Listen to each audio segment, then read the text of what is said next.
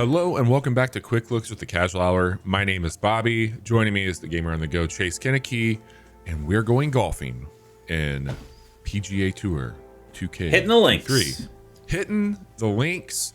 I'm so excited, man. We've streamed this on our Twitch channel, twitch.tv/casual hour.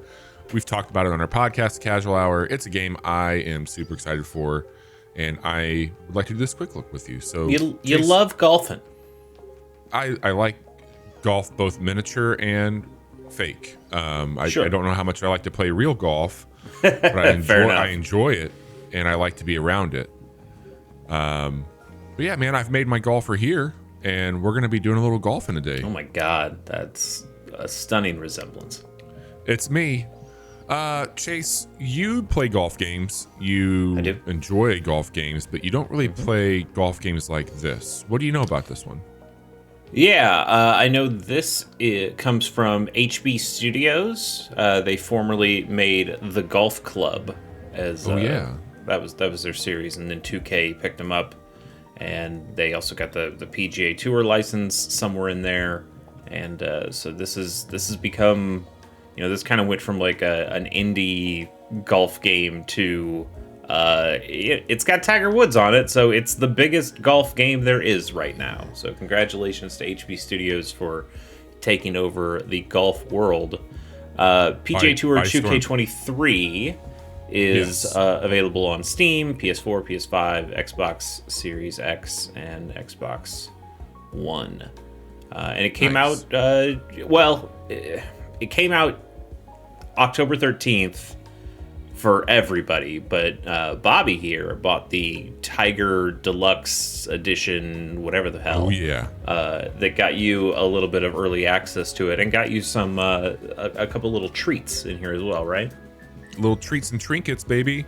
Yeah, I've got a couple days in on this so far, and there's a lot of RPG elements we're going to break out. So today what we're going to show you is maybe like the front nine of a course. They have a Topgolf integration alongside Tiger Woods, so maybe I'll show you a little bit of that. And then, as I called out the RPG stuff, I'll show you how you can level up your character. We're just going to do a casual playthrough. One of the things that I'll call out with 2K having this now, they've got the PGA license, which means that we're going to get official courses. And when you do a local play, you can have a ghost that you play against from somebody else who's uploaded a score, or you can play with your friends. There's all the things that you would expect from like the formatting between Stableford, match play, skins, etc. We are going to change this really quick to the front nine though, and that will be a good time. You can also, I haven't played around with this too much, but you can build your own course and upload that for people to play, which is really wild to think about.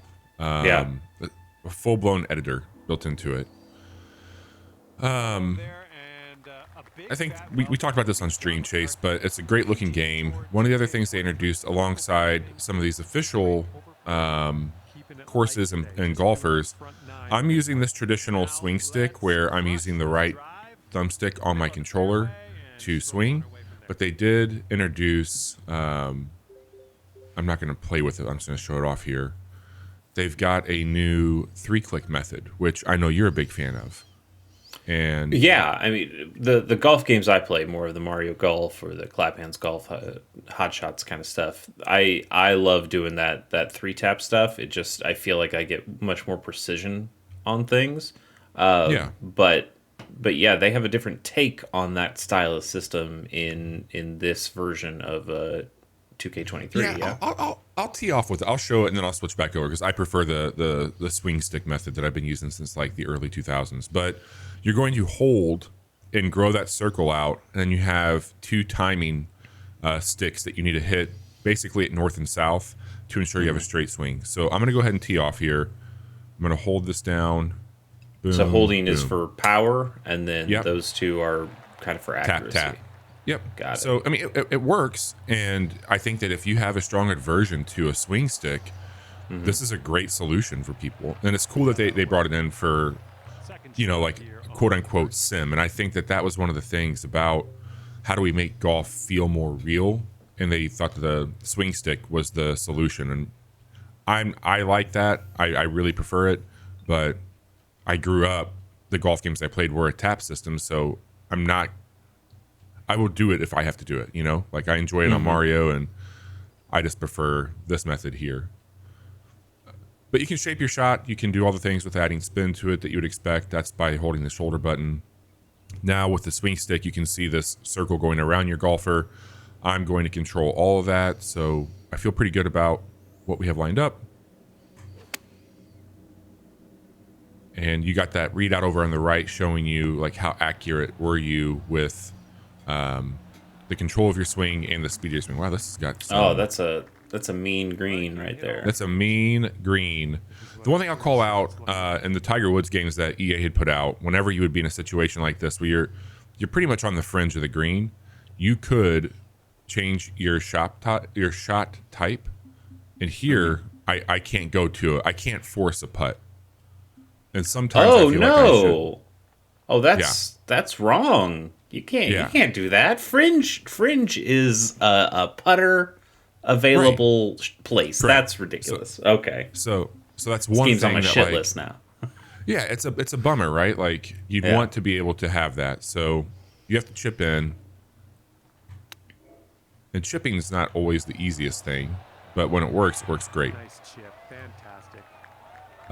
Now that we're putting, you get the nice green read there. You got what you would expect. You can see the percentage, but if you want, you can hold in X on the controller and you get a putt preview. And that putt preview is a one-time per putt situation, and will show you where the trajectory of your ball is going to go, and then you can make adjustments. I always like to try and get it as close as possible, and then test and validate, and then adjust. So we might not play the full 9 here. Oh, like you showed me that on our stream, and I've never played one of these before. That was wild to me. The idea that you can have a preview of what your putt's going to look like. That's magic. You can also turn off a lot of stuff too. Sure. So let me pull that up here. Maybe some difficulty. Yeah, you can like turn swing timing on or off, distance control, putt preview. That's unlimited putt preview. Well, yeah. So like I could use this per round. I see. Okay. Yeah. So I could essentially, and here's the thing that happens if I start to turn this off, I've increased. So you're giving up XP. Okay, so it's kind of like it's similar to what Forza does. Like, hey, if you don't play with the driving line, you get a big chunk. If you play without traction control, you get a big chunk. That's cool. Yep. So all this stuff that like I could turn, if I started to turn this stuff off, like elevation. Mm-hmm. So I could turn everything off, and I would be getting way more XP. But this kind of depends on how you want to play. You'd probably also be golfing a lot worse. I would be golfing like I do in real life. Yeah. Not great. That's the answer, that I would be golfing not great. I'll maybe do like one more hole after this. Okay. And we'll go from there. So that just popped up. I got XP. There was a challenge, and I really like that. They'll do a per hole challenge. This one was to drive the ball 299.7 yards. And I did that there, so I got an extra 20 XP on this hole, which is great. Come in. Where does the XP come in exactly? Like, you're leveling up your character, and when you level up your character, you get stat boost, and then you also get in-game currency, and those things are helpful because you can buy more gear, whether it be cosmetics or like actual functioning things for your golfer. Ooh, that's looking good. Sit down. Yeah, almost right in. Almost right in. Nice approach. So I'm lining this up. I'm reading the green left to right there. Let's see how close I get with this. Pretty close. Not too far off, yeah. Man, yeah, that's that's game breaking in a good way, I suppose. That's to be able to test out your shot just on a putt is amazing to me. The one thing I don't know how well it's coming through on our quick look, this will be our final actual golf course that we're going to play here, or hole, I'm sorry, is the commentary. And we talked about this on stream, but I think the commentaries really well done. It's not annoying.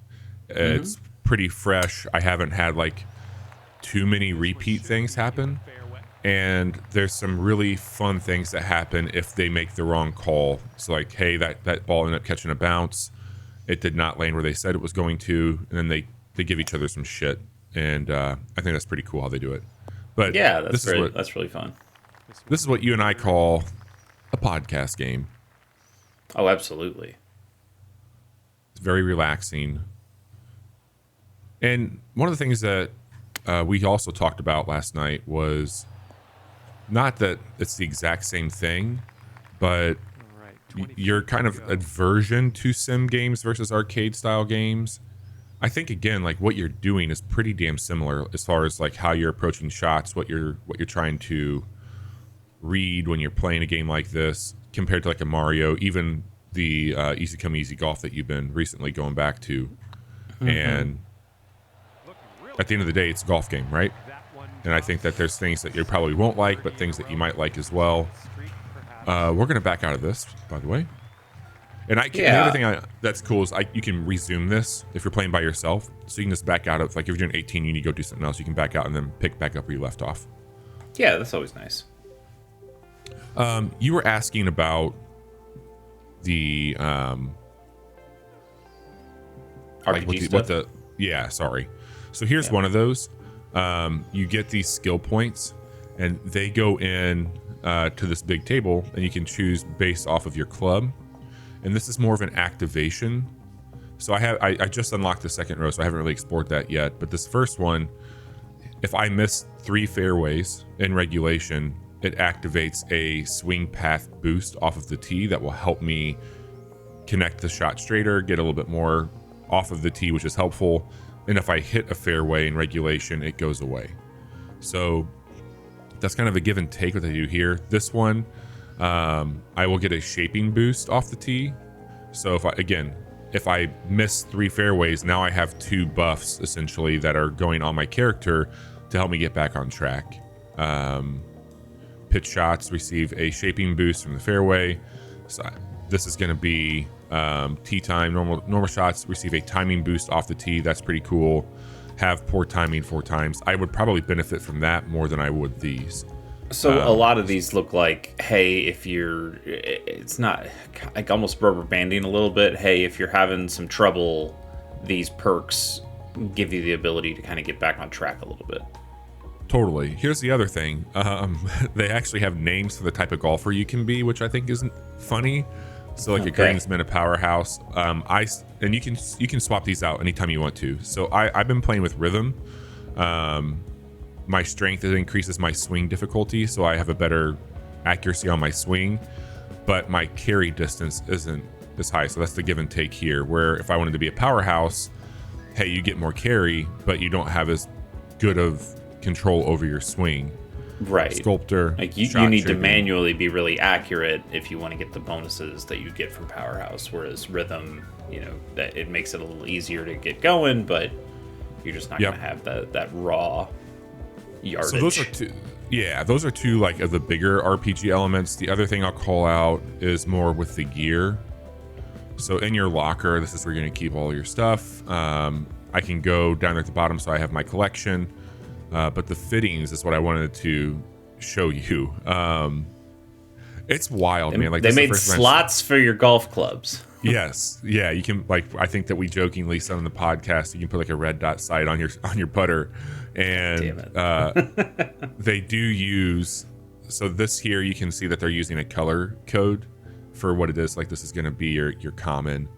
That would be a rare. Yeah, this is really the Diablo of golf games, some might say. Yeah, I mean it's ruthless, right? But these are things that so each one of your clubs has a grip, a shaft, and the head on it that you can go in and add different things and different fittings. You can put it across. So like this one here is, I thought I had one for, this shaft. So like I could put this on multiple clubs and it would charge me $125 per fitting. That's one of the things about leveling up. So up in the upper right hand corner, you're going to see my name with that currency above it. You're going to get that currency whenever you level up, or you can just pay into it in the game if you want. But these will add attributes. They'll take some stuff away. I think this is like if you are really trying to tune the type of shot or like playing to your strengths or increasing your weaknesses, this is a great way to do it. Apparel, so far I haven't seen too much. Like I don't think there's anything that's going to increase or decrease your performance. This is just more fashion. So you can do that. The other thing I will call out, they have a clubhouse pass, so you have an actual battle pass in this golfing game as well. This is $10. You can also pay for a premium one or a higher premium one that will unlock more slots in this. But there is a free, there's a free one as well. So you'll get like a ball pack if you're just playing that one. You get a fitting that's uncommon. You'll get another ball pack. So it looks like it's just balls and fittings for you. But up here, if you're doing the premium one, you get all that cosmetic stuff. Yeah, cosmetic stuff. You're going to get like XP boost. You're going to get some different balls. And the balls can look a certain way. They can also have... The balls are really where you're going to see more of those like, okay, this one's going to have more spin, all that fun stuff. So all that to be said, they've got a battle pass. They've got slots for your clubs. They've got RPG elements. It's wild. And I dig it. You can have a career where you go through all the tournaments. Okay. Do you want to show off Topgolf real quick before we call it? Yeah, I can show off a little bit of that. Okay. This is the Las Vegas Topgolf. You can play this online or locally. It's cool that they added into it. I could see the irony of this as well, but... Yeah, if you haven't done Topgolf before, it's kind of like a gamified driving range. So you got these different sections of this range here, and if you can get the ball in closer to the flags on these different sections, you'll get different amounts of points for it. It's fun. I like doing real Topgolf. In the game, it seems it's like this seems like it would be really easy. Because you have the information available to you where you wouldn't in real life. That's would make this much more difficult. They've in the past. I mean, like I think you saw it right when we first introduced this and we were chatting. I went to the training section, which is essentially this without the Topgolf overlay. Right. So they've always had something like it, but it's not. It's interesting that they've brought this in, and I think it's just. Topgolf has gotten very popular. Oh, sure. It's a brand name at this point that people 100% recognize and trust and like. So it's the Monster Energy drink from Death Stranding. Yeah, it's this and it's Waste Management. Those are the two brands that you see with golf these days. Yep. There's been a few I've seen. I think like a paint company as well. Like there's been some absolute name recognition, which thinking back to the Tiger Woods era games, like you had the same thing with like golf brand agencies. Now that there's a little bit more curb appeal to this game, because like look, the golf club, all those things, like they were never revered like the Tiger Woods EA games were. They always felt like the underdog, and now it's weird that they're on top and they're bringing that same level of like entrepreneurial, like we're the underdog, we gotta fight harder than most, but they're still bringing like this whole other, like there's Topgolf in this, Tiger Woods, Michael Jordan, Steph Curry, like they've got guest non-golfers here, which is really strange. It is interesting how EA used to have, okay, we're the sports company, we've got all the sports games, and now people have just kind of chipped away at it little by little that, hey, 2K made a better football game than them in like the Dreamcast era, and so okay, well now we own all of football, and then now you had NBA 2K is now the biggest NBA game. In fact, it's big enough that it killed EA's own basketball game for a while, and then they tried to bring it back, and then that didn't go very well. So it's funny to see EA kind of lose its status as top of the sports games one by one, because this definitely seems like the premier golf game of that's out right now. EA I think is working on a golf game, but it's not out. And this one is, so you can play this if you want to play golf. Absolutely. Well, Chase, I really appreciate you letting me take you through this game. There's a lot here to unpack, but it's also like, and it's a very simple game that they've added some new things to that I think are fun.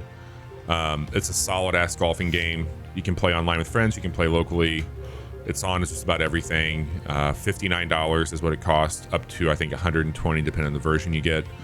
Battle Pass is included. They said that they're going to add more courses, golfers, guests, all that stuff. So they, after a long delay and a long development cycle for the game, they are here with it. It's really cool. I think it's one of the strongest modern golfing games I've played, and I'm having just a ton of fun with it, and I think everybody should play it. And if you want to see us play more of it, you can come and hang out with us Mondays and Fridays on twitch.tv/casual hour, where we stream video games. Wednesday night, we record the podcast, The Casual Hour, and we talk about those games. And if you dig this quick look, like and subscribe, because we put one up every Tuesday and Thursday morning on youtube.com/casual hour. So get in where you fit in. We're on every podcasting platform. We're on YouTube, at the Casual Hour across all socials. Chase, thank you so much for hitting the links with me today, and thank you all for watching.